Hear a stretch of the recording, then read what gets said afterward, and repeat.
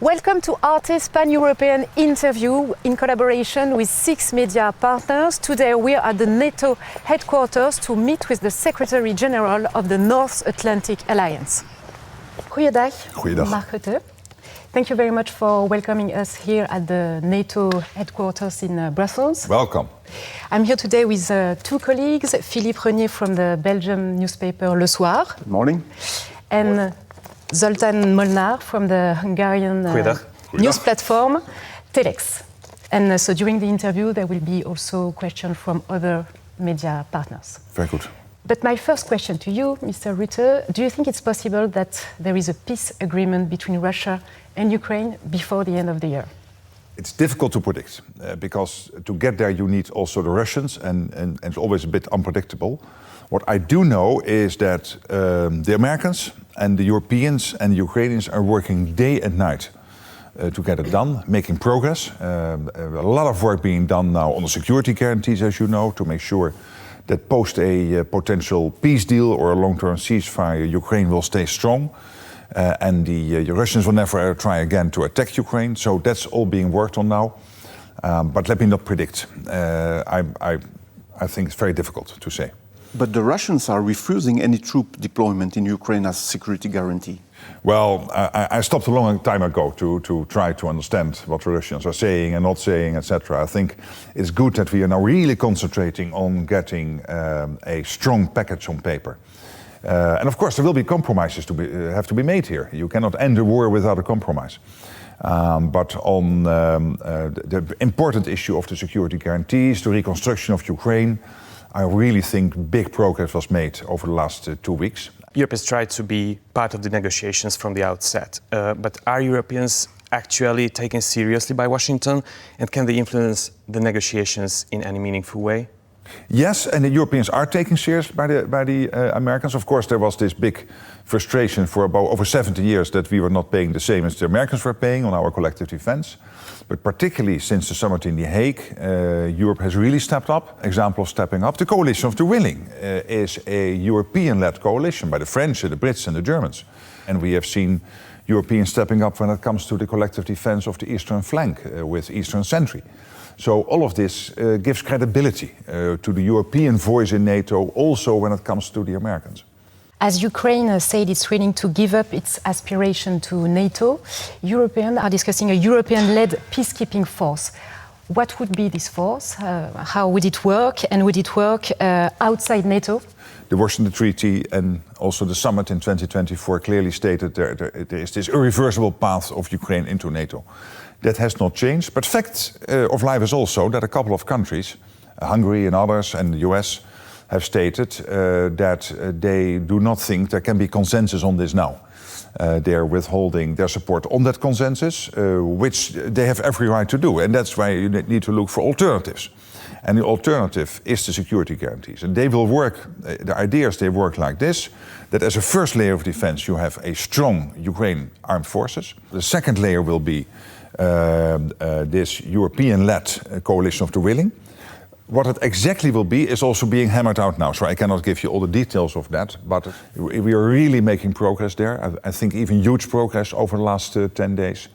But all the details, of course, will emerge when they are ready. But what would be the role of NATO if it's Well, NATO clearly has a role at the moment when it comes to Ukraine through NSETU, which is the command in Wiesbaden. We are coordinating all the efforts of getting the weapons into Ukraine, the training for Ukraine, capturing all the lessons from the war in Ukraine through our joint NATO-Ukraine organization, JTAC in Poland. So what that will mean exactly for the command in Wiesbaden, for JTAC and all that after a peace deal, of course, has to be decided. But NATO countries are very much involved here. You were present in the latest discussions with Ukraine, the Americans and the Europeans in Berlin. Do you have any more details about what could be the backstop offered by the US in order to make these security guarantees?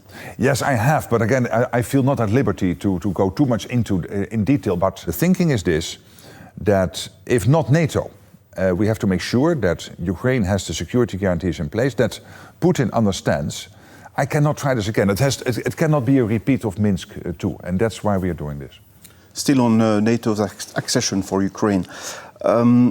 President Zelensky seems at the moment to put on hold Ukraine's aspiration to join the organization.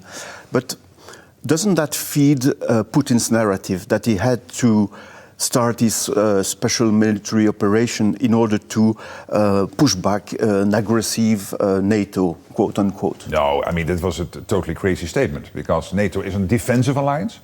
So now I would like that we listen to an extract from your speech in Berlin last week. We need to be crystal clear about the threat. We are Russia's next target. And we are already in harm's way. I fear that too many are quietly complacent. Too many don't feel the urgency. And too many believe that time is on our side. It is not. The time for action is now. So this is probably the question that interests the most of viewers, the people who are watching us today. Yeah. Should European citizens get ready for a war soon or even very soon? Only if we do not decide to implement the decisions we made in The Hague. If all of us will commit to spend 5% on defense, including 3.5 for defense by 2035, one. Second, if we all decide to make sure that Ukraine cannot lose this war, that Russia cannot get access to the whole of Ukraine, because then that 5% is not nearly enough. If we do these two things, we do not have to worry too much, because then we are not only stronger today, but also stronger in the future. But the tone of your speech last week was really alarmist. Yeah, because I need European citizens and politicians to realize that we took these decisions out of a necessity. When we look at Russia, he is spending 40% of his state budget on defense. He is spending 10% of his national income on defense. The whole Russian economy is now on a defense footing. And we know that he has invested in some of the latest weapon technology. We know that the latest missiles he has developed will reach European soil in 5 to 10 minutes.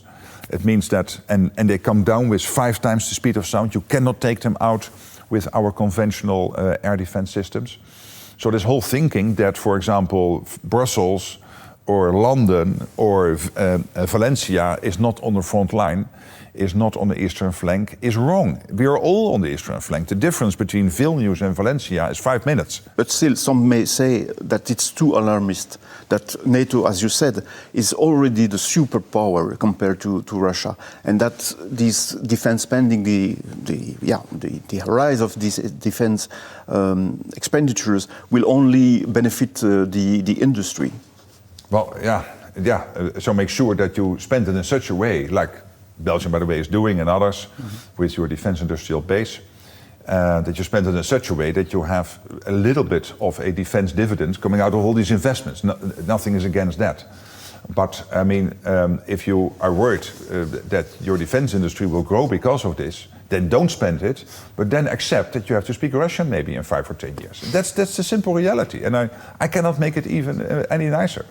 Let's not be naive. I mean, this guy is there, and the whole system in Russia is there because they have this historical fallacy that they want to get control back over the whole of the Soviet Union. Péter Szijjártó, the Hungarian Minister of Foreign Affairs, criticized your Berlin speech at the end of last week, calling on you to stop fueling war tensions. As NATO Secretary General, what do you think about the fact that NATO member Hungary regularly call you and other Western leaders warmongers? And do you have a satisfying working relationship with Mr. Orbán? Yes, I have, and I don't care about his comments. I take note of them, of course, respectfully. But in the meantime, Hungary is spending what it needs to spend. You are really an important ally when it comes to the defense of NATO. And we might not always agree, but that is why we are democracies. We can disagree. Let's talk about your relationship with Donald Trump. Since you became Secretary General of NATO, you maintained a quite friendly relationship with the President of the United States. Can you afford to maintain this friendly relationship with Donald Trump? Yeah, but it is rooted in something. It is rooted in the fact, yes, I like him personally because I know him from when he was in office as Trump 45 and I was Prime Minister of the Netherlands. But it is rooted in facts. And the fact is that thanks to Donald Trump, one, we are now on a trajectory, hopefully, to a peace deal on Ukraine. He was the only one who was able to break that deadlock with Putin. Secondly, he has been extremely clear to the other allies in NATO, hey, the US is completely vested into NATO, we are completely committed to NATO, but we have this expectation. Start to spend more and equalize with the US. And I think the NATO summit in The Hague was one of his biggest foreign policy successes. And we would never have gotten there without Trump. And that's why I think we can be happy with him being president of the United States. But what about the content of the national security strategy? Yeah, so one, complete commitment to the European security. Two, a complete commitment to NATO. So NATO has a direct security implication for the US itself, namely making sure that the US stays safe.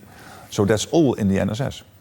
But still in the NSS, there is also sort of, despite of the European Union, some support for far-right parties, populism and so on, which tries to divide us.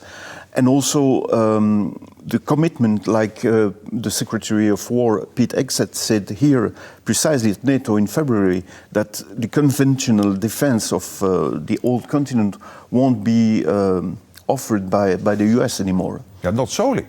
And he was right.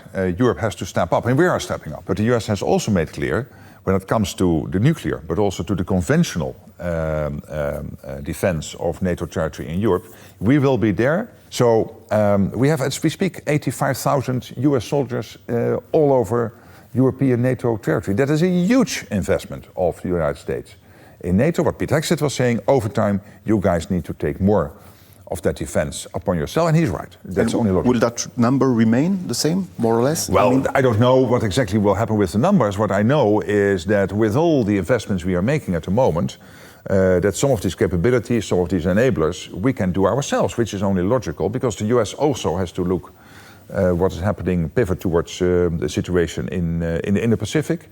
And by the way, this is all connected, all these theaters. So if China would invade Taiwan, we all know that the chances are huge that Xi Jinping will call his junior partner Putin and ask him to keep us busy here. And that is why this is all connected. This is why the US is long-term invested in Europe.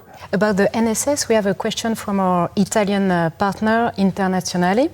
With the new NSS, can we say that NATO is finished and that your job is useless, Mr. Rutte? Well, to the contrary, I would say the NSS clearly stating save Europe, complete commitment to NATO, complete commitment to the working together within the alliance, together with Canada. I think all this makes NATO even more relevant.